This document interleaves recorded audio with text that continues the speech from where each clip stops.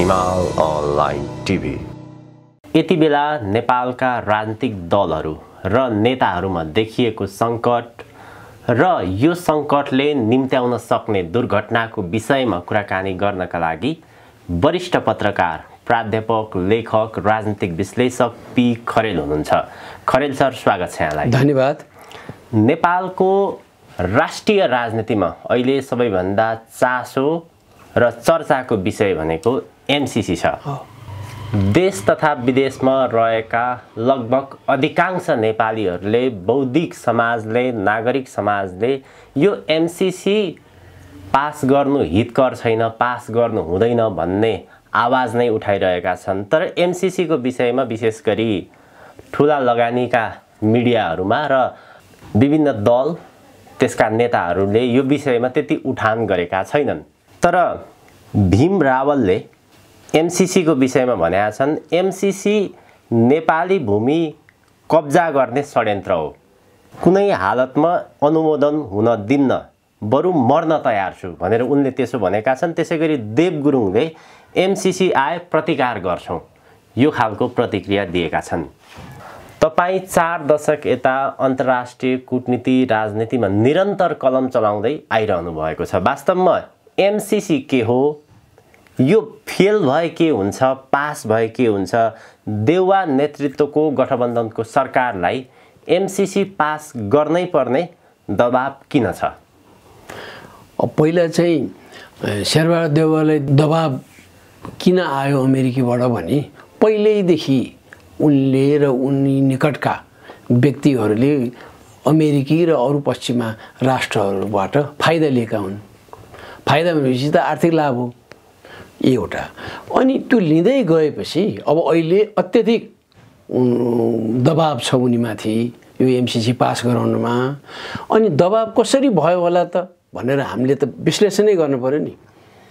यत्रो ठुलो मुद्दा विभिन्न सञ्चार माध्यममा आएका छन्, युट्युबमा पटक पटक आछ, विभिन्न लेखहरूमा आछ, विभिन्न छलफलमा एमसीसी पास यो सरकारले जसरी पनि गर्ने दाउमा छ भनेर भनिएको छ।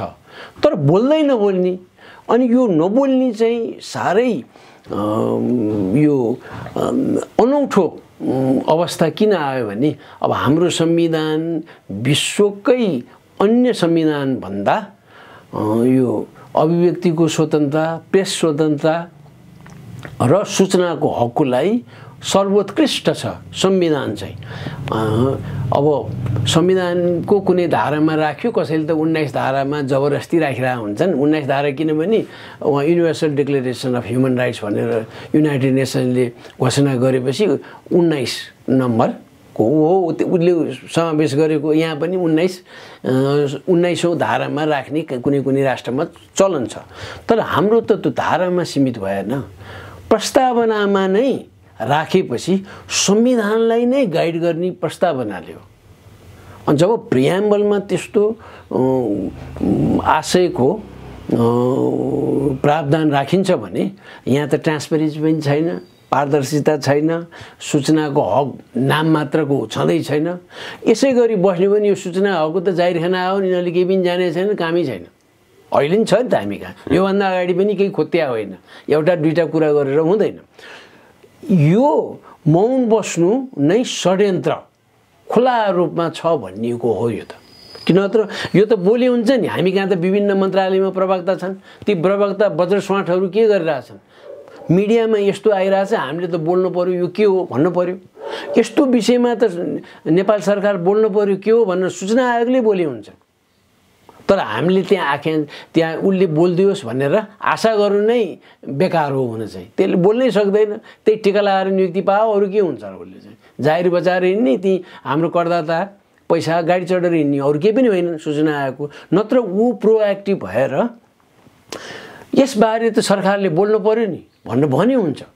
त्यसमाथि पत्रकार महासङ्घले बोली हुन्थ्यो सशक्त रूपमा, प्रेस काउन्सिलले कस्ता कस्ता उनीहरूले हेर्नै नपर्ने कुराहरूमा त प्रोएक्टिभ भएर कुरा गर्छन् भने उहाँ पत्रकार महासङ्घले पनि विभिन्न ठाउँमा आफ्नो केन्द्रीय समितिको मिटिङ राख्दाखेरि पोलिटिकल एजेन्डा पनि अगाडि राखेर र स्थानीय विकासको लागि के यस्तो यस्तो प्रावधान चाहियो, सरकारले ध्यान दियोस् भनेर पास गर्ने गरेको छ रेजोल्युसन भने यस्तो कुरामा त उसले भन्नु पर्थ्यो। त्यसपछि यहाँका ठुला सञ्चारगृहहरू उनीहरू पनि मौन छन् भनेको त्यहाँका मालिकहरूलाई नि प्रभाव पारेको छ, सम्पादकहरूलाई पारेको छ, समाचार संयोजकलाई पनि प्रभाव पारेको छ भने त देखियो नि त। अनि रिपोर्टरहरूले त बुझ्ने भए यो जाँदैन धेरै भनेर। किन एमसिसीको कुरा गर्यो कि प्रतिक्रिया जनताबाट एकदम चर्को आउँछ विरोधमा, एमसिसी पास गर्नुहुन्न भनेर। तर लुकी छुपी यिनीहरू मौका मिल्ने बित्तिकै पास गराउने सुरमा देखियो।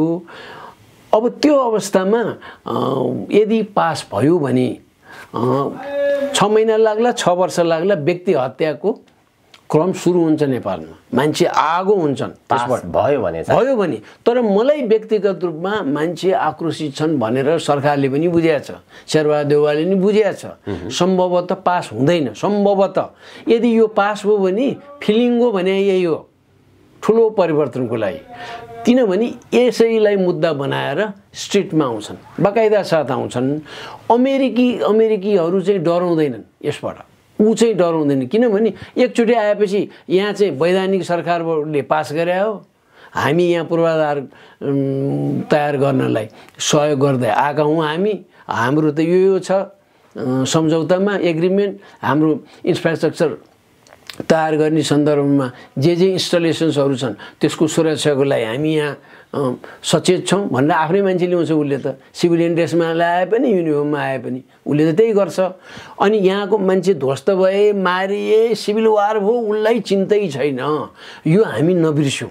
नर्थ कोरियादेखि लिएर, भियतनामदेखि लिएर, अफगानिस्तानदेखि लिएर, इराकदेखि लिएर, सिरियादेखि लिएर भेनेजुएलासम्म हामीलाई कथा थाहा छ। अनि उसका सहयोगीहरू, अमेरिकाका सहयोगीहरूले यहाँ इन्डो चाइनामा के गरे, कम्बोडिया, लाओस, भियतनाममा के गरे सबैलाई थाहा छ। उसलाई मतलब छैन। र पछिल्ला दशकहरूमा चाहिँ no boots on the ground भन्ने उसको नीति भने सिपाही सकभर उहाँ टेक्नै नपरोस् भइमा, माथिबाटै लड्ने, माथिबाटै ध्वस्त पार्ने, फर्किने। ऊ भने मरे अरू मर्छन्, मरिहाले पनि अरू मर्ने, अरू जातका, अरू धर्मका, अरू संस्कृतिका मर्ने भनेर ऊ जान्छ। तर अब नेपालीहरूले चाहिँ सचेत हुने त यसैमा हो। अनि यो भयो भने यसले भारतलाई पनि स्पिल ओभर इफेक्ट हुन्छ। स्पिल ओभर इफेक्ट भने यहाँबाट त थचल्किएर त्यहाँ किन पुग्छ भने चीन स्पष्ट रूपमा अगाडि आउँछ, डराउँदैन। एउटा कुरो। दोस्रो कुरो, रिबेलियन ठुलो हुन्छ यहाँ। र यी नेपालमा सम्भावित ठुला शक्तिहरू एउटा संविधानले नै पदस्थापना गरेका, कसैलाई नगरेका ती शक्तिहरू सक्रिय हुन्छन् अब त्यस्तो अवस्थामा। र तिनीहरूको माझ तिनीहरूले सहयोग पनि पाउँछन्, हतियार पनि पाउँछन्, सबै थोक पाउँछन्। त्यो शक्ति भने जो पनि हुनसक्छ, हिजोका शक्ति पनि हुन सक्छन्, आजका शक्ति वा भावी शक्ति पनि हुन सक्छन्, जो पनि आउन सक्छ। यो कुनै मनगणन्तीय कुरा होइन। त्यो होस्, त्यो हुन्छै हुँदैन, हेरे हुन्छ। यदि एमसिसी पास भयो भने यी मेरै ढोकैमा आयो भन्ने हुन्छ। किन तिब्बत त हामीसित हो नि। तिब्बतको जति टेरिटोरी छ, बोर्डरिङ टेरिटोरी, सबैभन्दा लामो बोर्डर त हामीसित छ। अनि यसैलाई ताकेर अमेरिकाले दशौँदेखि ताकेर अब अहिले त तारनतार यो एमसिसी ल्याउने नै यही कारण हो भनेर उसले एडमिट गरिसक्यो। इन्डो पेसिफिक स्ट्राटेजीको पार्ट हो भनेर वासिङटनले भनिसक्यो। अनि योभन्दा अगाडि राखेका शर्तहरू जस्तै 6 महिनामा पास गर्नुपर्छ भनेर यो कोभिड अगाडि नै भन्थ्यो, अहिले कोभिड आयो कि 1.5 वर्ष भइसक्यो भने रहेछ।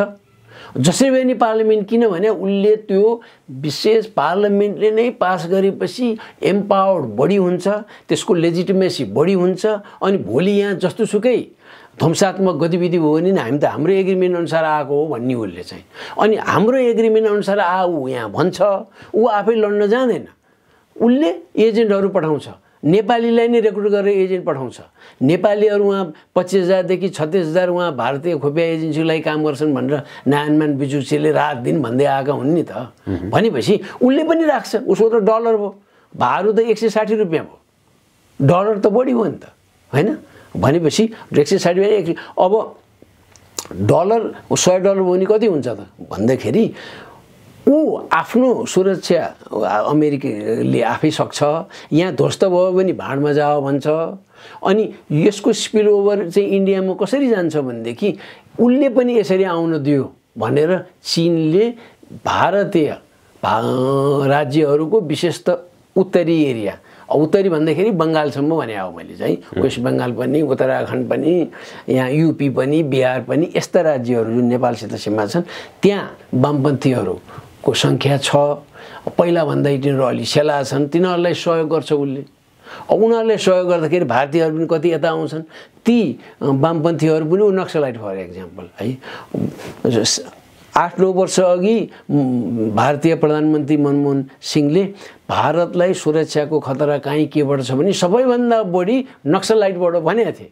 अब त्यसलाई अलिकति सहयोग हतियार दुनियाँ थोकिदियो भने त मजाले भइहाल्छ। फेरि त्यो चिनियै हतियार चाहिँदैन, फेरि उसले पैसा खर्च गरेपछि रिरुट गरेर कहाँबाट ल्याइदिन्छ उसले चाहिँ, केही गाह्रो छैन। उसले त्यो किन आफ्नो ढोकामा हाले, उसले एग्रेसिभली नै भारतका विरुद्ध जान्छ। हामी त यस्तो नहोस् भन्नेमा र हामी त सचेत छौँ भने भारत पनि सचेत होला नि, त्यत्रो मुलुक छ। उसले पनि अब अलिकति यहाँका दलहरूलाई रेस्ट्रेन गर्लान्। उसको भारतीय पक्षको विभिन्न दलमा केही न केही प्रभाव छ, काङ्ग्रेसमा पनि छ, एमालेमा पनि छ, माधव नेपाल गुटमा पनि छ, केपी ओली गुटमा पनि छ। अब पुष्पकमल दाहालहरूको मात्र नहुने छँदै छैन, ऊ जसपा पनि हुने नै भयो, ऊ बाबुराम भट्टराई इत्यादि छँदै छन् नि। यो अवस्थामा यिनीहरू साह्रै यसमा बोल्दै नबोल्ने, नेपाल सरकार नबोल्नुको मतलब ठुलो दबाब छ। दबाब किन हुन्छ? कसैको केही खाएपछि नै दबाब हुन्छ, नत्र त सक्दैन नि। भन्दाखेरि कथम अहिलेसम्म नबोल्नुको मतलब के हो त भन्दाखेरि एउटा चाहिँ के हुन्छ भने पास गर्न सक्दैनौँ हामी नगर्ने, तर यसको विरोधमा पनि नबोल्ने भनेर मौन बसिया हुनसक्छ होइन। अब उनीहरूको बुद्धि भएको भए कमसेकम हुन त त्यस्तो बुद्धि भए त मुलुकै बनिहाल्थ्यो। यसमा विभिन्न विचारहरू आएकोले विस्तृत रूपमा छलफल गर्नुपर्छ। अनि विस्तृत रूपमा छलफल गरेर मात्र अगाडि जाने हो, मात्र भनेर चुप लाग्यो भने हुन्थ्यो। त्यो समेत भन्ने उनीहरूको क्षमता भएन। त्यसमाथि एमसिसीको बारेमा केपी ओलीले नि बोली हुन्छ, रामचन्द्र पौडेलले नि बोली हुन्छ, शेरबहादुर देउवादेखि आज देउवासम्म बोली हुन्छ, शेखर कोइरालाले स्पष्ट रूपमा बोली हुन्छ। फलान ठाउँमा बोलेका थिए, फलान ठाउँमा भन्न हुँदैन, यस्तो अहिले बोली हुन्छ। प्रष्ट धारणा आउनु पर्छ। अभियन्ताहरूमा पनि कोहीले बोलेका छन् होइन, जस्तै केशरबहादुर विष्टले, बालकृष्ण न्यौपानेहरूले बोल्नु भएको छ, नबोले होइन है, तर त्यो बोले पनि अरू पनि छन् त्यसमा स्पष्ट। अब आजकल चाहिँ अलि स्पष्ट भएर आएछन्। अलि स्पष्ट भएर आउँदाखेरि अरू पनि आउन् भन्ने हाम्रो चाहिँ हो, ताकि माहौल बन्छ यसका विरुद्ध। चाहिँदैन भन्दा दबाब किन दिन्छ भनेपछि झन् शङ्का भयो नि। चाहिँदैन भन्दा पनि आउनै पर्छ, जसरी भए पनि आउनुपर्छ भनेर जब आउँछ उसको स्वार्थ हो। अब त्यो अमेरिकाले म त दोष दिन्न, फेरि उसको स्वार्थ छ। अरू मुलुकमा त्यसै गरी ध्वस्त पारेर हिँड्या हो, आफ्नो इन्ट्रेस्टको लागि उसले गर्छ। तर चीनले पनि आफ्नो इन्ट्रेस्टलाई गर्छ र आफ्नो छिमेकी यदि आफ्नै ढोका, नेपाल भने ढोका हो तिब्बत पस्ने, अब यहाँ नेपालमै उसको उपस्थिति देखाउन सक्दैन भने कहाँ गएर उहाँ ताइवानको विरुद्ध र इन्डो पेसिफिक रिजनमा के नाप्न सक्छ? उसले नाप्दैन नि त, केही पनि सक्दैन नि। तर उसले सक्छ, त्यहाँ सक्नेले यहाँ ढोकैमा झन् उसले जथाभावी हुनै दिँदैन। भन्दाखेरि हामी सशङ्कित साह्रै हुनुपर्ने अवस्थै छ। यो सरकार र अरू दलहरू सबै बिकिसके, आँटै रहेछ। अनि हाम्रो स्वाभिमानता गुन्दै गयो भने यस्तै कारण बोली हुन्छ नि त, बोल्न सक्दैनन्। फेरि यिनीहरू चाहिँ कति नालायक अथवा यिनीहरू त दलालै हुन्। बोली हुन्छ नि, राम्रो भयो नि बोली हुन्छ। एमसिसी साह्रै राम्रो हो, हामीले ल्याउनुपर्छ, भ्रममा नपरौँ भने पनि भयो।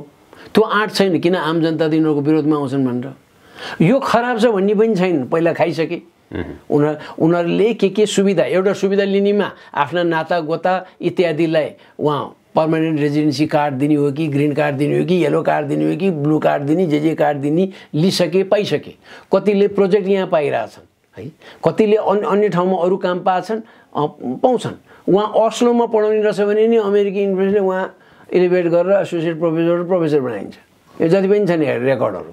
त यस्तो प्रलोभनमा परेर फसिसके र शेरबहादुर देउवाको त उनकै परिवार नै प्रो वेस्ट हो भनेर उहिलेदेखि भनिरहेको र उनका नेपाली कङ्ग्रेसका भित्र अलि सशक्त रूपमा आएका बुद्धिजीवी भनिनेहरू, पिएचडी गरिने भनिहरू चाहिँ प्रोएक्टिभ भएर एमसिसीको फर्ममा छन्। बोल्न पनि हुत्याराहरू सक्दैनन्, फर्ममा एगेन्स्टमा पनि बोल्न सक्दैनन्। एगेन्स्टमा किन नसकेको? उनीहरूले नुन खाछ पश्चिमाको।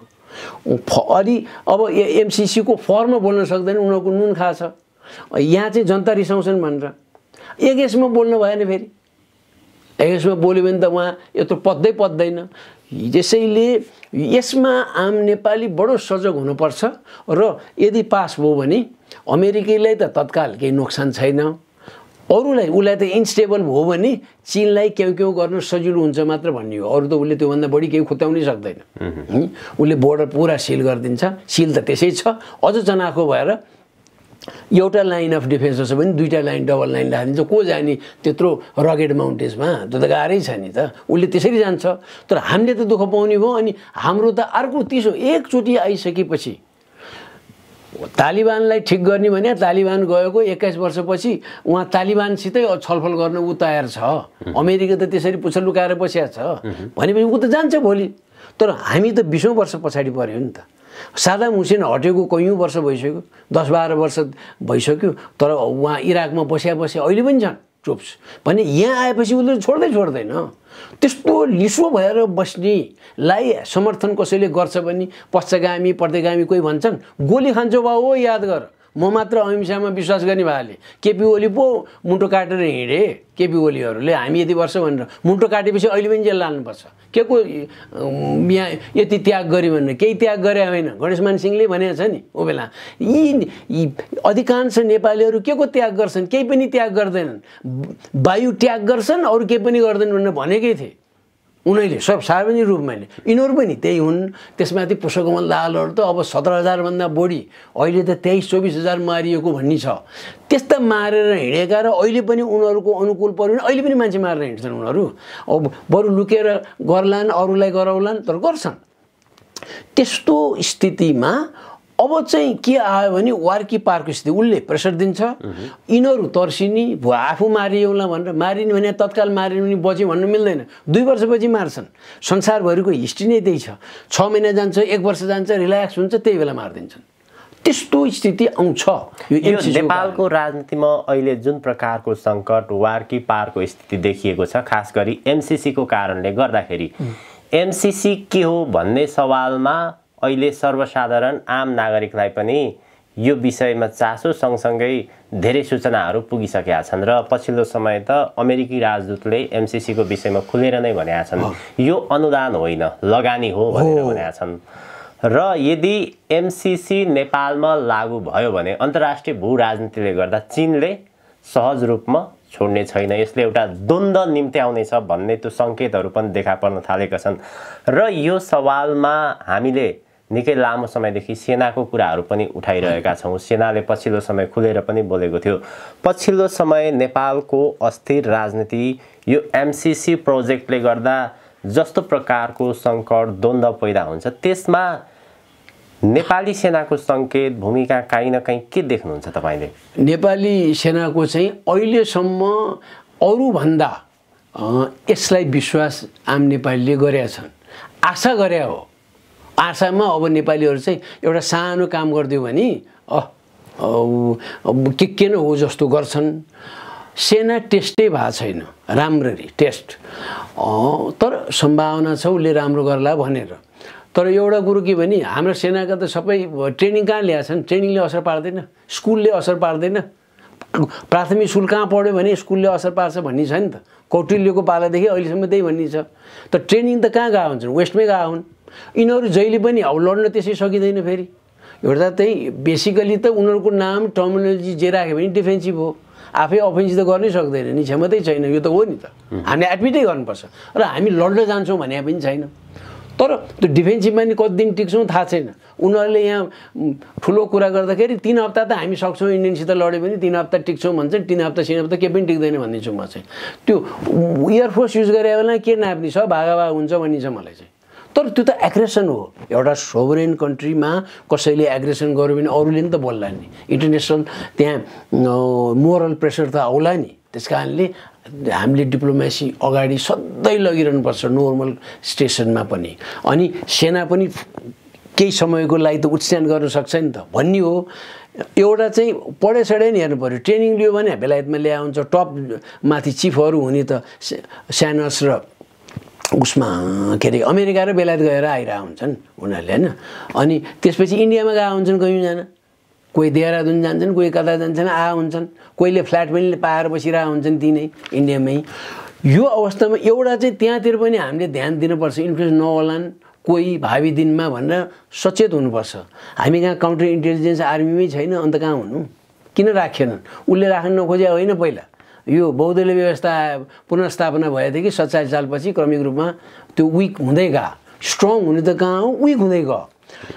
अब सेना आफैले कुनै दिन त्यहाँ चाहिँ ठुलो पेट्रियोटिक फर्भर आयो, त्यो जोस आयो, मुलुक त हामीले बचाउनुपर्छ भन्ने आयो भने केही न केही इन्टरनेसनल अन्डरस्ट्यान्डिङ हामी हाम्रो काम गरिरहेछौँ, अरूले हस्तक्षेप गर्न आए नाना भाँति त्यहाँ राखेर हामीलाई चाहिँ दुःख दिए इन्टरभेन्सन गर्न आयो भने तिमीहरूले सहयोग गर्नुपर्छ, हामीलाई बोलिदिनुपर्छ भनेर उसले कसैको सपोर्ट चाहिन्छ उसलाई। यो त स्वतः बुझिने हो, भारत र चीनबाट आएर हाम्रो। तर कुनै दिन यस्तो पनि हुनसक्छ कि ऊ कि भारतमा डिपेन्डेन्ट कि चीनमा डिपेन्डेन्ट हुनसक्छ। त्यो समर्थन लिनमा चाहिँ त्यो सम्भव छ। आजसम्मको हिस्ट्रीले नेपालले यो सीमा मिच्नेदेखि लिएर ट्रेडमा उसैको लिनुपर्ने, अरूले दिँदै नदिने, उसलाई अलिकति चित्त बुझेन कि उहाँ कहिले बाटो बिग्रियो भन्यो, कहिले कलकत्ता पोर्टमा उहाँ बजबज बिग्रियो भनेको थियो उहिले। अरे बजबजमा कहिले नअघि न पछि बिग्रिने, नाकाबन्दी लाउने बेलामा मात्र बिग्रिने, त्यस्तो बहाना गरेर राख्ने, उसैको ट्रक ल्याउनु पर्ने स्थिति बनाउने, ट्रेड डेफिसिट भएको उसलाई चिन्ता हुने। नेपालमा चाहिँ भारतसितको ट्रेड डेफिसिट भयो भने इम्पोर्ट हामीले कम गऱ्यो भने उसलाई चिन्ता हुने। जसरी पनि ऊ त इकोनोमिक कोलोनी बनाइरहेको र यसलाई मजबुत बनाउने भन्ने हो उसको त। मौका पायो हामीले छोडिदियो भने चिनले नि गर्ला, फेरि नगर्ला भन्ने होइन। तर आजसम्म त्यस किसिमको त देखिया छैन। उसी त पटक पटक देखिया छ। पर्यो भने हाम्रो धर्म मिल्ने के मिल्ने इत्यादि त्यस्ता वायात कुरा केही पनि नगरौँ। यहाँ कति नेपालीहरू वहाँ युवावस्था जम्मै वहाँ मुस्लिम कन्ट्रीमा बसेर काम गरेर आछन् बिचाराहरू। कहाँको बनारस नजिक हुनु, कहाँको पशुपति थान नजिक हुनु। कतिले वहाँ पर्मानेन्ट रेजिडेन्सी कार्ड लिएर कोही अस्ट्रेलिया पुगेका छन्, कोही बेलायत पुगेका छन्, कोही अमेरिका पुगेका छन्। जहाँ अपर्च्युनिटी पुग्छ यहाँ मुलुकले दिन सकेन भने त अन्त जाने स्वाभाविक हो। तर त्यो छिमेकी भनेर बस्दैन। र नेपाल र भारतको जसरी सम्बन्ध हो यो कल्चरल रिलेसन त्योभन्दा गहिरो त पाकिस्तान, बङ्गलादेश र इन्डियाको हो। एउटै थिए उनीहरू, एउटै 300 वर्षसम्म एउटै थिए। अझ 500 वर्ष लगे पनि हुन्छ हामीले त है। मुस्लिमहरूको टाइममा नि जम्मै एउटै थियो, करिब एउटै थियो। ब्रिटिस आएपछि पनि पाकिस्तान उनीहरूकै मुनि हो, इस्ट पाकिस्तान हो, बङ्गलादेश भयो उनीहरूकै मुनि थियो।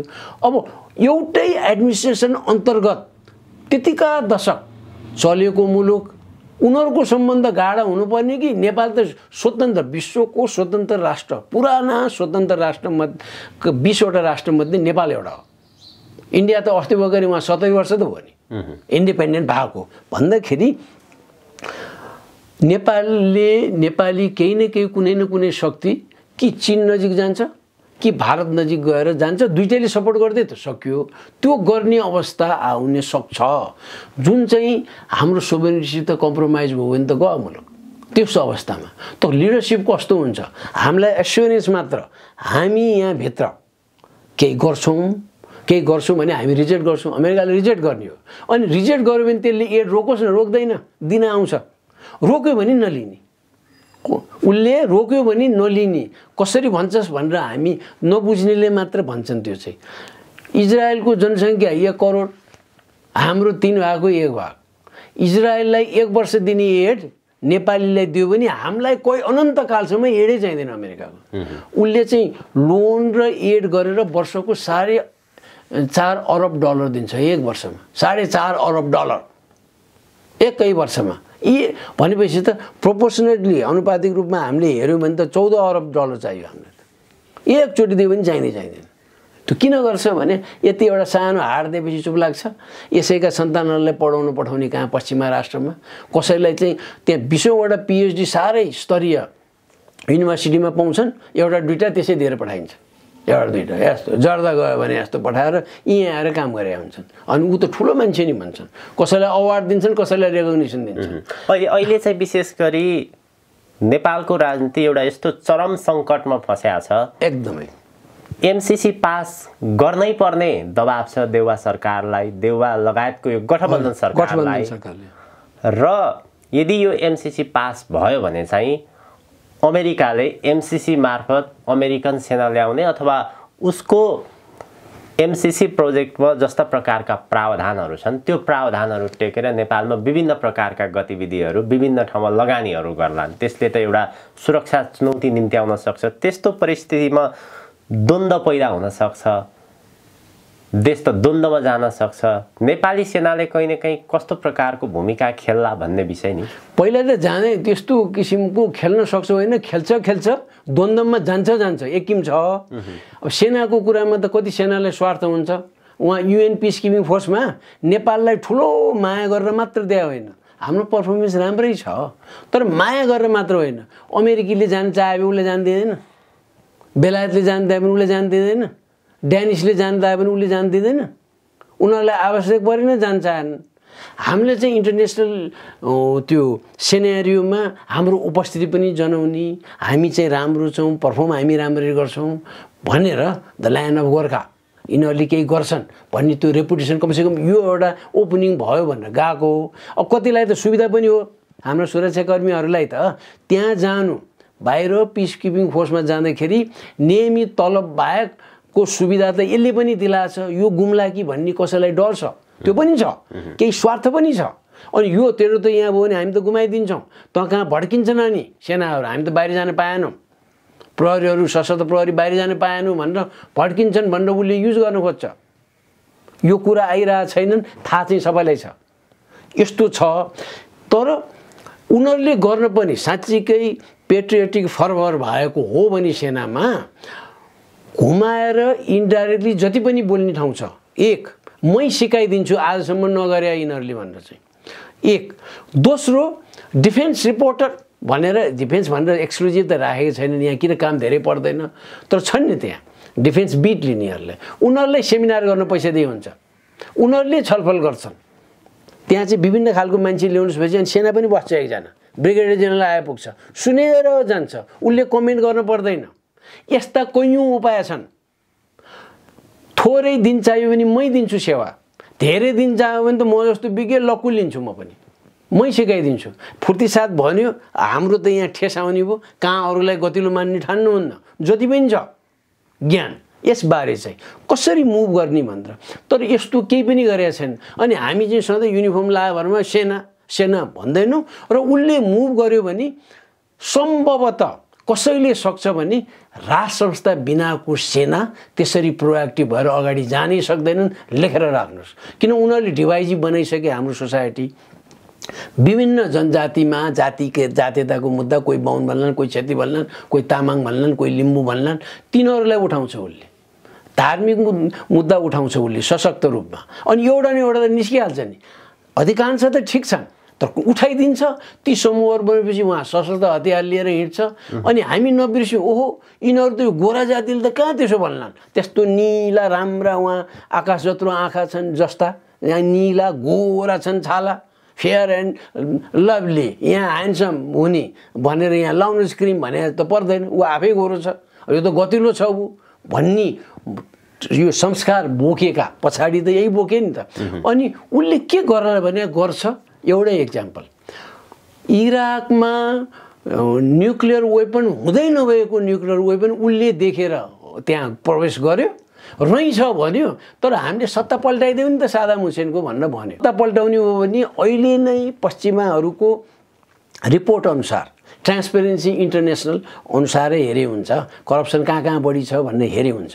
त्योभन्दा उसैसित राम्रो सम्पर्क छ जहाँ जहाँ करप्सन बढी छ। अर्को कुरो चाहिँ सेमी डेमोक्रेसी र डेमोक्रेसी 2/3 भन्दा बढी राष्ट्र छ अहिले। विश्वको जतिवटा राष्ट्र छन् झन्डै 200, 2/3 जति चाहिँ कि सेमी डेमोक्रेसी कि अथोरिटेरियन त्यस्तो छन्। भनेपछि ती सबैमा चेन्ज गर नि त, किन सादाम हुसेन मात्र जम्मै ठाउँमा चेन्ज गर नि त। भनेपछि आफ्नो स्वार्थले गए त्यहाँ र के गरे, सादाम हुसेनलाई आउट गरेर त्यहाँका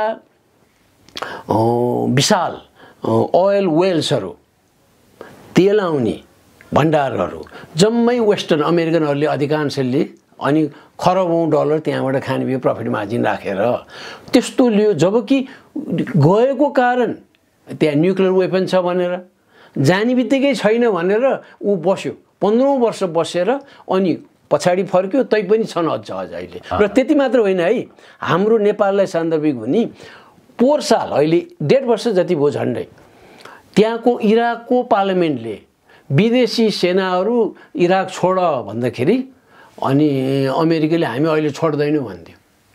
इराक जस्तो ठाउँमा त त्यसो गर्छ भने नेपालमा के गर्ला आफै विचार गर्नुहोस् के होला। अनि चीन कुनै हालतमा मैले दोहोऱ्याउनै पर्छ आफ्नो ढोकैमा आएर अमेरिकाले त्यसरी फुर्ता गर्छ भने उसले के देखाउने त भने उसले अरूलाई उचाल्छ। ऊ आफू आफ्नो बोर्डर एकदम क्लोजली गार्डेड कन्डिसनमा पोजिसनमा राख्छ र यहाँ चाहिँ खेल्न दिन्छ, उसले पनि खेलिदिन्छ। अनि कमसेकम अमेरिकीको बदनाम हुन्छ, किन यहाँ त ऊ आएर द्वन्द्व मच्यो भन्ने हुन्छ, अमेरिकाले पनि प्रयोग गर्छ। अनि भारतलाई नोक्सान, ऊ त हेरे हेरे मात्र गर्छ। यता हेरे नि उनीहरू लडेको छन्, उता हेरे लडे। चीन र अमेरिकाको द्वन्द्व यहाँ हुन्छ। अनि तैँले गरेर यो भयो भनेर चीनले प्रोएक्टिभ भएर गर्न सक्छ होइन, उसले गर्छ नै।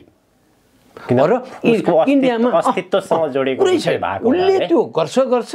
उसले गर्दाखेरि फेरि हामीले के भने अब 10 वर्ष अगाडिको श्रीलङ्का जति ऊ प्रो चाइनिज थियो धेरै अगाडि बढिसक्यो। अब नेपालको राजनीतिको अहिलेको उपस्थिति परिस्थिति हेर्दाखेरि दलीय राजनीति अन्तर्राष्ट्रिय भू राजनीतिको एउटा चक्रव्यूहमा फसेको देखिन्छ र पछिल्लो समय चाहिँ राजनीति कसरी पनि विकसित भइरहेको अवस्था छ भने नेपालमा परिवर्तनका सम्भावनाहरू अब यो नेतृत्वले यी दलहरूले थप राजनीति अगाडि बढाउन सक्दैन, देशलाई एउटा सफलताको बाटोमा डोर्याउन सक्दैन भन्ने हिसाबले जस्ता खालका वैकल्पिक शक्तिहरू देखिरहेका छन्। खास गरी रविन्द्र मिश्र विवेकशील साझा पार्टीका अध्यक्ष, अब उनको राजनीतिको सुरुवात हेर्ने हो भने भर्खर 4 वर्ष मात्र भयो र उनले राजनीतिमा आउँदाखेरि उनको प्रष्ट विचार के थियो भने उनको पार्टीको पछिल्लो समय नेपालले उपलब्धि गरेका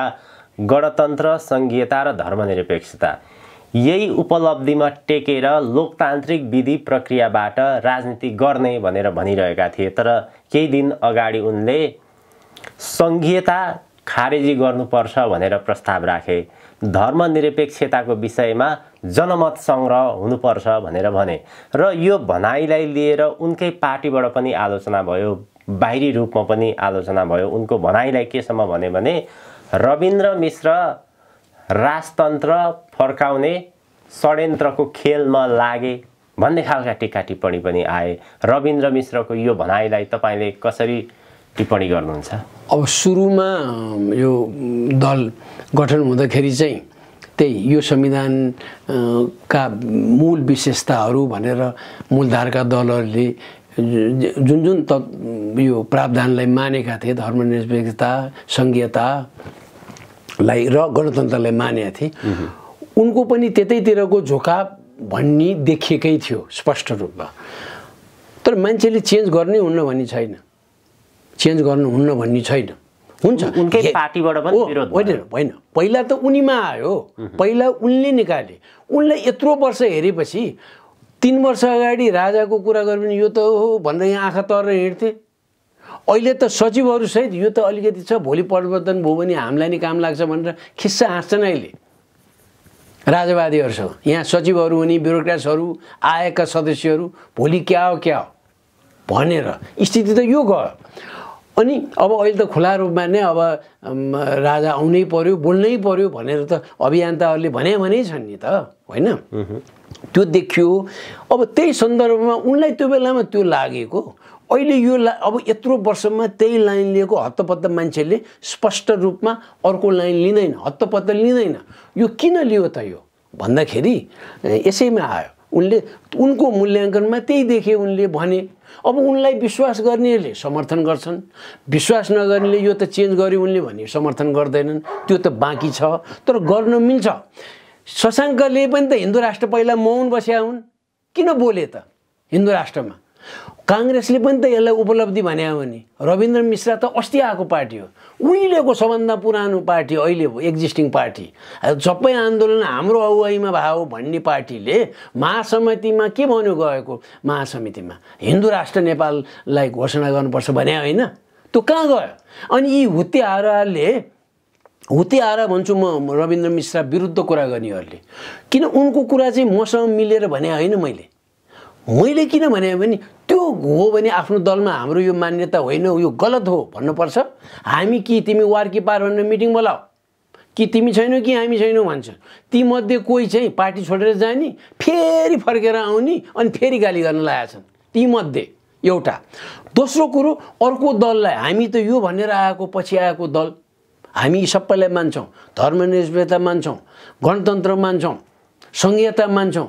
यो काङ्ग्रेसले के गरे हो भनेर बोल्नु पर्यो। महासमितिमा कोही नबोल्ने के हो भनेर उनीहरूले बोल्नु पर्यो।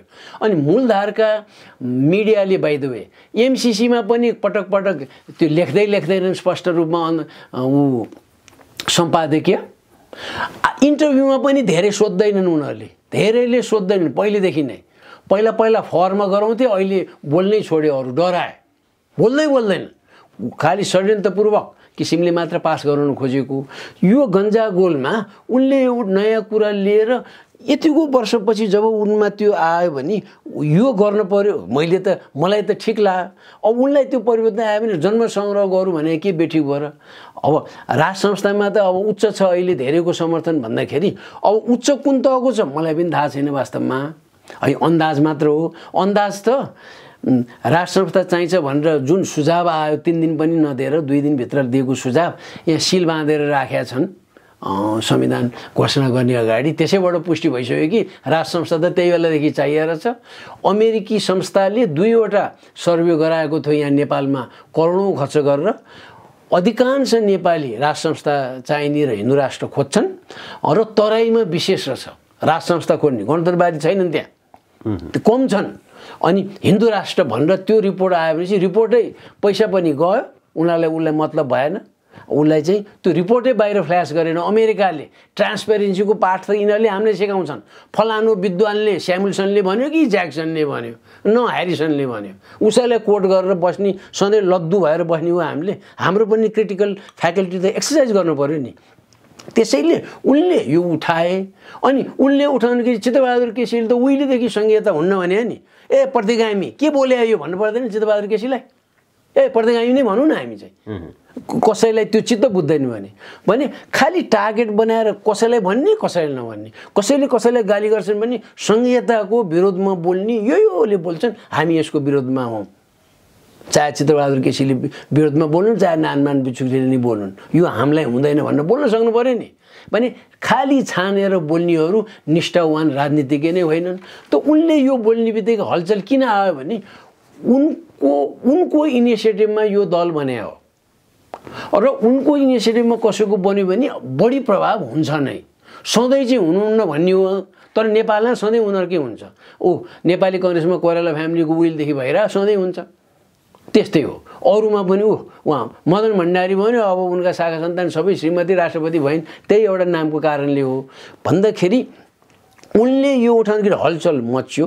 र अब विभिन्न अभियन्ताहरूले यो कुरा गर्दै, म अभियन्ता भने अहिले त दलै खोलिसक्नु हो, जस्तै भरत दाहालले खोलिसक्नु भयो नि। यो एमसिसीको बारेमा, बिआरआईको बारेमा विभिन्न विज्ञहरूले बोलेको र पटक पटक बोल्नेमा अब्बल दर्जाको र विस्तृत रूपमा आउने त भरत दाहालकै हो। जस्तोसुकै अरू चाहे पिएचडी गरे हुन्, चाहे युनिभर्सिटीमा यति वर्ष पढाउन् भनेर जानै पर्दैन। बाहिर आउँदाखेरि स्पष्ट रूपमा विस्तृत रूपमा भरत दाहालबाट आएको छ। आउँछ नि त, राख्छन् नि होइन। अब अरू मुद्दाहरूमा यो संहिता इत्यादि कुरामा बालकृष्ण न्यौपानेजीहरूले पटक पटक, उहाँ केशरबहादुर विष्टहरूले पटक पटक आएको छ र अरू चाहिँ जेन्युन अभियन्ताहरू छन्, हिन्दू राष्ट्रमा मात्र केन्द्रित, कोही संहिता हुने कि नहुनेमा केन्द्रित छन्, कोही राष्ट्र संस्थामा बढी केन्द्रित भएको छन्, उनीहरूबाट आइरहेछन् र यो चाहिँ मूलधारको राजनीतिमा हालिमुहाली गर्नेहरूले छेडेको विषय विपरीत यो बोल्नु त ठुलो आँट हो नि त। कसैले यो त्यसै त अवसर पाउँदैनन् दलमा नलागिकन, यस्तो बोल्ने त अवसरै पाउँदैन नेपालमा। त्यो त उनीहरूले छातीमा यहाँ गोली आउँदैछ, गोलीतिर छाती फर्कायो भने जस्तै गरी बोलेका छन् यिनीहरूले चाहिँ। अब उनले पनि सुझबुझ आफ्नो निष्कर्ष यही आयो भनेर बोले।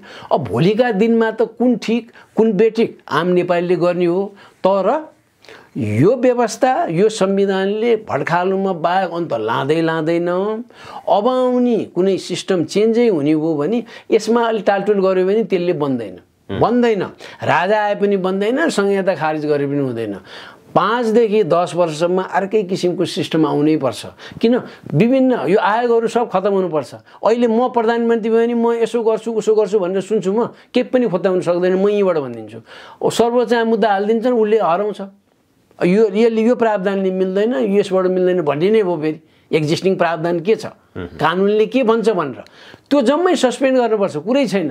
अनि त्यसको लागि त बाहिरको पनि अन्डरस्ट्यान्डिङ चाहिन्छ भने नत्र नेपालमा डेमोक्रेसी गयो हामी एड रोकिदिन्छौँ यहाँ भनेर डराएपछि हामी के लालालुलुक हुने अवस्था आउँछ भनेर त्यो आएको हो।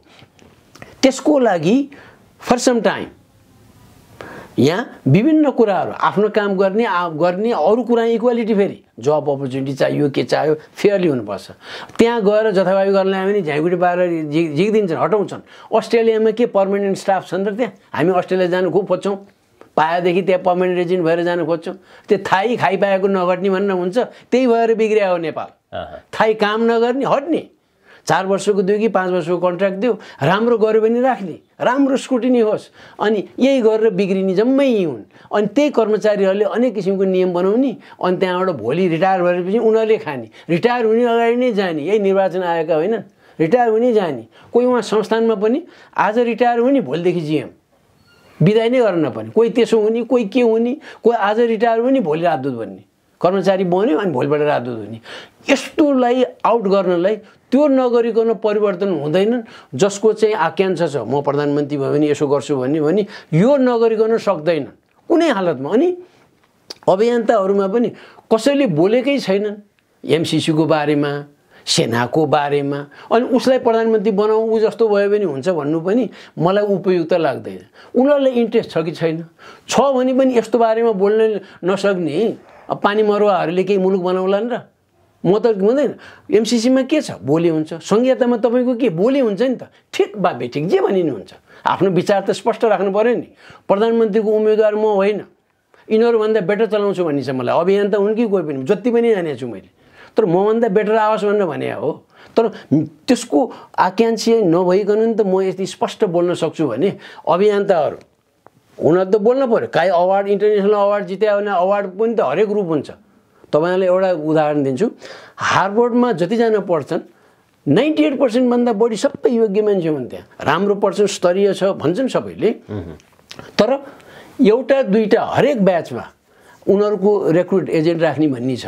उनीहरूकै सिआइएका डाइरेक्टरहरूले लेखेका किताबहरूमै राखेको छ, त्यो मानेकै छ। अनि उनीहरूले विभिन्न युनिभर्सिटीका अवार्ड दिने रे इमेज बुस्ट गर्नलाई, उनीहरू त्यसो गर्छन्। अनि एउटा अमेरिकी पैसाले त्यो म्याक्सेसी अवार्ड चलायो फिलिपिन्समा। फिलिपिन्स सरकार हाम्रोभन्दा धनी राष्ट्र हो, त्यो जनसङ्ख्या पनि त्यहीभरभन्दा बढी छ हामीभन्दा। अनि त्यसलाई त्यो $1 लाख पनि राख्नु पर्दैन त्यहाँ, त्यति उसले सक्दैन र जति पनि सक्छ नि। तर अमेरिकी पैसा त्यो सिलेक्सन प्यानलमा अमेरिकी पनि हुन्छ। अनि त्यो सिलेक्सन प्यानलमा धेरै जसो गतिलाले पाउँछन्, तर एउटा दुईटा आफू अनुकूलको मान्छेलाई दिएको हुन्छ त्यहाँ नै पनि भन्ने छ। एउटा इन्डियनले त यो 15 वर्ष अनि 18 वर्ष जति अघि पाएर छ सोसियल सर्भिसमा। अनि त ऊ अमेरिका विरोधी, अनि अमेरिका विरुद्ध फिलिपिन्समै उसले एउटा इन्टरभ्यू दिएछ।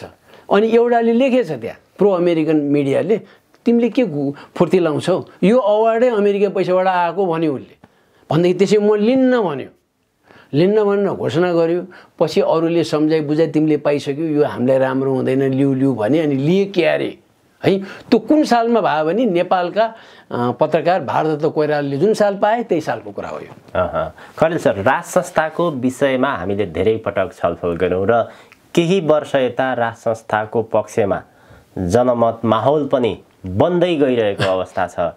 केही दिन यता राज संस्थाको विषयमा कस्ता प्रकारका कुराहरू आइरहेका छन् भने राजा को बन्ने त, कसैले राजा ज्ञानेन्द्रको कुरो गरिरहेछन्, कसैले ज्ञानेन्द्र होइन अब हृदयेन्द्र बन्छन् भनिरहेछन् र कसैले हृदयेन्द्र होइन हिमानी बन्छन् भनिरहेका छन्। यो पछिल्लो अभिव्यक्तिहरूको आशय के हो? राज संस्थाको विषयमा पछिल्लो अपडेट के छ? उनीहरूले ज्ञान नभएर भने हो यो, अथवा पूर्ण रूपमा एउटा अन्दाज गरे मात्र हो, जस्ट अन्दाज। अब अन्दाज गर्नु त मिल्छ, के होला हामी पनि गर्छौँ नि होइन, नगर्ने होइन नि। म आफैलाई एउटा पक्ष चाहिँ के छ भनेदेखि राजा ज्ञानेन्द्रमा त धेरै अनुभव हो, उमेरकै कारणले परिपक्वता आछ। यो विगत 15 वर्ष यता त धेरै हन्डर खाले झन् परिपक्वता बढ्यो। यो गर्नु हुँदो रहेछ, यो गर्नु हुँदो रहेछ, अरूको कमजोरी यो रहेछ इत्यादि भयो। र बाहिर शक्तिहरूका प्रतिनिधिहरूसित पनि उनको छलफल भइरहेछ, भएको छ। त उनी भयो भने हाम्रो अनुकूलको हुँदैन भन्ने यहाँ देशी र विदेशी समूहहरू छन्। अनि एउटा चाहिँ कलिलो उमेरको व्यक्ति राज संस्था के अरे राजगद्दीमा बसेदेखि आफ्नो अनुकूलको हुन्छ भएभरको। अनि अनुकूल भने के एकछिनलाई इन्डियाको हुने हो भने के हो, जलस्रोत जम्मै जान्छ। डिफेन्समा अनेक किसिमको क्लज राखेर उसले केही एग्रिमेन्ट गर्ने, यो दिने ऊ दिने भने पनि अब त्यहाँ चाहिँ उसको पेनिट्रेसन हाई हुन्छ, रेक्रुट बढी गरे हुन्छ, इन्टेलिजेन्सकै मान्छे बढी त्यहाँ उसले प्लान्ट गरे हुन्छ। त्यस कारणले ऋणेन्द्रलाई भन्ने पनि छन्। र अरू चाहिँ कसरी हिजोसम्म भन्या राजा ज्ञानेन्द्र भन्यो भने नमान्लान्। 63 सालको आन्दोलनमा उनी थिए सबभन्दा पछिल्लो जो छ उसैलाई। जस्तै 46 सालमा सचिव भनेर यहाँ धनुष्टङ्कार नमस्कार गर्नेहरू जब बहुदल व्यवस्था आयो, सहसचिवहरू पछि सहसचिवमै रिटायर हुनेवालाहरू पहिलाकालाई हटाएर रातारात सचिव भएका, अहिले सचिव भनेर फुर्ती लगाएर हिँडेका छन् अपराधीहरू। तिनीहरू उनीहरूलाई 30 वर्ष नियम लाए, कसैलाई 20 वर्ष नियम लाए, होइन कसैलाई 58 वर्ष नियम लाए। कसैले मुद्दा गरे, मुद्दा गर्नेहरू चाहिँ जितेर आए, कतिले अब हतोत्साहित भए छोडे। त्यस्तो अवस्था हुन्छ। यहाँ पनि जो पछिल्लो हुन्छ, कोही कोही उहाँ त्यो बेलामा सेकेन्ड म्यान भए, फर्स्ट म्यान जो थियो उसलाई आउट, आइजिबी भने आउट, रत्न शमशेरको त्यही त भयो नि होइन। अनि आइजिबी आउट, आर्मी चिफ छ भने कर्के नजरले हेर्ने, ऊ पछि आउनेलाई सफ्ट देखाउने। त यहाँ पनि राजा ज्ञानेन्द्र चाहिँ अलिकति मान्दैनन् कि अरूले भनेर अनि त्यो लघुताभास भएर अनि ऋणेन्द्रको कुरा गरे। अनि हिमानीको कुरा पनि एउटा कुरा यसो अगाडि राख्दै भनेर यिनीहरूले भन्छन् भोलि आयो भने कुन हिसाबले हिमानी भएको छोरो हुँदै भनेर भन्दैनन्। त्यो त हुने कुरै हुँदैन। अब हुने हो भने नेपालमा राज संस्था फर्किने अति प्रबल सम्भावना छ भन्छु म चाहिँ। त्यो हुँदाखेरि राजा ज्ञानेन्द्रैको कन्टिन्युटी हुने हो, अरू कसैको होइन। यसमा निर्धक्क हुनुहोस्, स्वागत गर्नुहोस् भने आएन, हुने चाहिँ यही नै हो। यसमा चाहिँ म दाबीका साथ भन्छु, अब नेपालमा राज संस्था फर्क्यो भने राजा ज्ञानेन्द्र बाँचिन्जेल उनी नै हुने हो। अनि त्यसमा मैले बुझेसम्म त्यसमा बाधा अड्चन न ऋणेन्द्रबाट हुन्छ न हिमानीबाट हुन्छ नै पनि। अहिले त म हुन्न, म खान्न किन भनिरहन्छन्। कसैले आइसक्यो भने उनीहरू बोल्दा पनि बोल्दैनन्। अनि एउटा कुरो, हिमानीको पनि हिमानी ट्रस्टको पेट्रन त राजा ज्ञानेन्द्र हो। उनीहरूको त्यहाँ मेजर डिसिजन लिँदाखेरि बाहिरको एड दिनलाई यति आछन्। मदन भण्डारी बितिसकेमा र कुनै पब्लिक पोस्ट नल्या व्यक्तिको नाममा नेपालमा त खुड एड आइरहेछ नि त। मदन भण्डारी हो भनेर सबै आइरहेछ नि। त्यो त इन्फ्लुएन्स पाल्नलाई हो। यहाँ पनि इन्फ्लुएन्स पाल्नलाई पैसा दिन खोजिरहेछन्। उनीहरूले छानेर मात्र ल्याएछन्, जो कोहीको ल्याएको छैन। त्यसमा राजा ज्ञानेन्द्रसित पुरा कोअर्डिनेट गरेर गरेका छन्। हजुर। अनि ऋणेन्द्र पनि कम्तीमा यो 2 वर्ष यता पोलिटिकल यसो स्टेटमेन्ट आफ्नो साथीभाइलाई दिने गरेका छ। उनको स्टेटमेन्ट मैले सुनेको छु, के भने भनेर कहीँ पार्टीमा जाँदा, कहीँ ग्यादरिङमा जाँदा निकै नै वाह यस्तोसम्म पनि टिप्पणी गर्ने बिच कि बुझेर बोलेका रहेछन् भन्ने छ मलाई। तर उनी चाहिँ आकाङ्क्षी म यो भनेर उनले स्वीकार्छन् जस्तो मलाई लाग्दैन। खरेल सर, अन्त्यमा निष्कर्षमा हामीसँग समय पनि एकदमै थोरै भएको हुनाले चीन र भारतले यो देउवा नेतृत्वको गठबन्धन सरकारलाई कसरी हेरेको छ, उबाट के अपेक्षा चाहन्छ र राज संस्थाको कुरा हामीले बारम्बार उठाइरहँदाखेरि सडकमा पनि अहिले यी विषयहरू उठिरहेका छन्। राज संस्थाको विषयलाई चीन र भारतले चाहिँ कसरी हेरेको छ? अब मैले पहिलेदेखि भन्दै आएको दुईटैले सिद्धान्त त एग्री गरिसक्या हो। अब एग्री गरिसक्या हामीले थाहा पायो कि यहाँ यतिको वर्ष भइसक्यो, भएको छैन। तर पछिल्लो समयमा सुन्दाखेरि पनि पछिल्लो केही महिना यता नै दरबार निकटका भनिने व्यक्तिहरू र केही राजावादी नेताहरूले उत्तर र दक्षिण दुवैसित पछिल्लो समयमा नि कुरा मिलेको छ, अब परिवर्तन हुन्छ र राज संस्था फर्किन्छ भनेर हिँडिरहेछन्। यो चाहिँ उनीहरूले भनेको हो, मैले सुनेको छु उनीहरूबाट नै। उनीहरू त्यही भन्छन् भइसक्यो, कुरा मिलिसक्यो हो भनेर। पछिल्लो घडीमा पनि यही भएको छ भनेको अहिले 3-4 महिना भयो।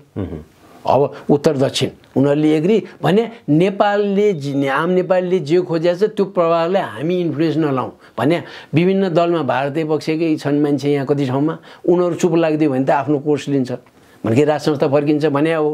अब खालि म जस्तालाई चाहिँ के भने फर्किएर त केही हुँदैन। यति व्याप्त छ कि दलीय चरित्रका व्यक्तिहरू विभिन्न महत्त्वपूर्ण निकायमा भरिसके, 20औं वर्षलाई पुर्याइसके। भोलि यो हुन्छ, यसपछि यो हुन्छ, यसपछि यो हुन्छ, यहाँ प्रमुख हुन्छ फलाना निकायको भन्ने पारिसकेपछि यिनीहरू सबलाई सस्पेन्ड गरेर नयाँ किसिमको यो पोलिटिकल सिस्टम केही समयलाई ट्रान्जिसन पिरियड चाहिन्छ। त्यसको लागि अरूले गर्यो भने त्यसै विरोध हुन्छ। छिमेकी राष्ट्रको सद्भाव छिटो गर्ने, यहाँ नर्मालिटी चाँडो ल्याउनुपर्छ, पोलिटिकल नर्मालिटी त चाँडो आउनु पर्यो। त्यस कारणले सुरुमा के यहाँ अध्यादेशबाट अहिले जथाभावी गरे भने जस्तै त्यहाँ एक किसिमको अध्यादेश आए जस्तो त्यो ट्रान्जिसन पिरियडमा भ्रष्टाचारलाई ठुलो कारबाही हुन्छ, हुनपर्छ। र विधिको शासन यहाँ त जागिरी भएर राजनीति गरेर म यो दलको भन्नेलाई झ्याकुटी पार्छन्, आउट, तिनीहरूलाई निकाल्नै पर्छ। त्यस्तो गरेन भने भविष्य हाम्रो त गयो सक्यो, तपाईँहरूको पनि भविष्य जान्छ। र देउवा नेतृत्वको सरकारमा कस्तो प्रकारको भूमिका अथवा के सोच्छ चीन र भारतले चाहिँ देउवा नेतृत्व सरकारको भूमिकालाई लिएर? यो असक्षम छ भन्ने उनले बुझिसकेका छ। मैले त सुरुदेखि नै ऊ आएकोदेखि नै 4 चोटि प्रधानमन्त्री हुँदा के गर्न नसक्ने 5औं पटक गर्छ भनेर कोही ठान्छ भने महामूर्ख आफै हो भनेर ठाने हो। त्यसकारणले यो सक्दैन। अनि आफैलाई लौताभास भएर होला 2/3 सरकारले त सकेन, हामीले त यो एक्सपेक्टै गरे होइन, अकस्मात आएको भनेर त्यस्तो पो डिफेन्सिभ पोस्चर काङ्ग्रेसी नेताहरूले ल्याए देखेँ। टेलिभिजनमा इन्टरभ्यू दिँदा, अनलाइनको इन्टरभ्यूमा त के भन्छ, 2/3 सरकारले केही नसके, अब हामी त भर्खर आछौँ, आउला भन्ने पनि थिएन पो भन्छन् बा। अहिले चाहिँ उहाँ shadow prime minister, shadow minister भन्न हिँड्थे। अब यस्ताले केही गर्छन्, उनीहरूले सक्दैनन्। भोलि यहाँ नयाँ परिवर्तन भयो भने त जेल जाने यिनीहरू नै हुन्, पैसा खाएर त यिनीहरूले हुन्। यी अहिले सत्तामा रहेका, भर्खर सत्ताबाट बाहिर गएका केपी ओलीले ककसलाई संरक्षण गरेका थिए, हामीले चिनिहाल्यौँ, देखिहाल्यौँ, बुझिहाल्यौँ होइन। अब अरू दलका के कस्तो छ उनीहरू सबलाई कारवाही नगर्ने हो भने अन्ततोगत नेपालको अस्तित्वमै ठुलो सङ्कट आउँछ। अन्ततोगत 5 वर्ष लाग्ला, 10 वर्ष लाग्ला, 15 वर्ष लाग्छ। भ्रष्टाचारले व्यापकता आए, त्यो व्याप्त स्थान ओगटेपछि मुलुक कोल्याप्स हुन्छ भन्ने त धेरै हिस्ट्री छ। डिसेन्डिकेट हुन्छ, अरूले लिन्छन्, लास्टमा कसले भने बाहिरको इन्टरभेन्सन लिन्छ। हाम्रै सरकारले बोलाइन्छ। सिक्किम विलय हुँदाखेरि 32वटा सिटमा 31वटा त लेन्दु दोर्जेकै पार्टीले जित्या भने, तर विलय भयो नि त भने यहाँ पनि त्यस्तो अवस्था ल्याउँछन्, पटक पटक भनेका छन्। त्यसैले त यो विषयमा त सिपी मैनालीले पटक सिपी मैनाली त वामपन्थी हुन् नि त, त्यो मुन्टो काट्ने अभियानमा त उनी पनि थिए, उनी पनि जेल गए हुन् नि। उनको त हिम्मत भयो, क्षमता भयो, भागेर गए। ओलीहरूको भएन, उनी बढी बसे जेल। कुरा त यसरी गएको हो। अब उनले पटक यो संहिता पनि हुँदैन, धर्मनिरपेक्षता पनि हुँदैन, राज संस्था यो कारणले चाहिन्छ भन्छन् उनी, राष्ट्रियताको लागि, जोगाउनको लागि भनेर। नत्र मैले नि जानेको छु नि, अब बाउ राजा भयो भन्दैमा छोरा हुने, नाति हुने, मेरो छोराछोरी चाहिँ कहिले पनि राष्ट्रप्रमुख हुन नसक्ने भने मैले जानेको छैन र। अनि मैले त जानेको छु भने सिपी मैनालीले नजाने त होला हुँदैन नि त। यो छ, तर यही सन्दर्भमा नेत्रविक्रम चन्दहरूले अब के त मुद्दा भनेर छिटै बोल्नु पर्यो, स्पष्ट रूपमा आउनु पर्यो। कहिले कहिले बोल्दा एमसीसीले यो बिगार्छ मात्र भनेर हुँदैन, कता जाने हो स्पष्ट आफू आउनु पर्यो। सिपी गजुरेलहरू, मोहन वैद्यहरू, चित्रबहादुर केसीहरूले पनि के बोलाउने, अहिलेसम्मकै ट्रेडिसनल पोलिटिक्स गर्यो भने यिनीहरू पनि असान्दर्भिक हुन्छन्, यसमा पनि केही डाउट छैन। हस्, अत्यन्त धेरै धन्यवाद सर यहाँको महत्त्वपूर्ण समय र विचारको लागि। मेरो पनि यहाँले स्पेस दिनुभयो, धन्यवाद।